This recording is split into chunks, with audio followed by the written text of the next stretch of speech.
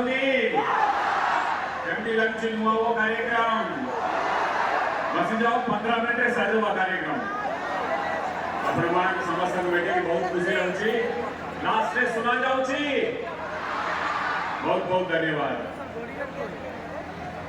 8 ମାସ ତଳେ ଆପଣମାନଙ୍କ ପାଖରେ ମୁଁ ଆସିଥିଲି ଆପଣମାନଙ୍କ ପାଖରୁ କିଛି ପିଲା ମୋତେ କହିଥିଲେ आमको फीस बांधा कष्ट लगुच आम बापा माँ बहुत परिश्रम करके आमको पाठ पढ़ाऊँ जदि आमको गोटे छात्र वृत्ति दिज्व ताले बहुत सुविधा हे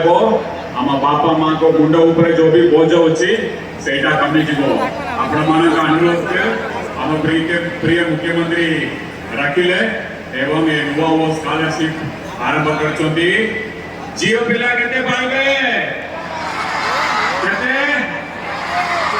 पुओ पिला केते पाइबे बहुत बढ़िया पुओ पिला माने 9000 टंका पाइबे झील पिला माने 10000 टंका पाइबे एबे हम कार्यक्रम का आरंभ करबा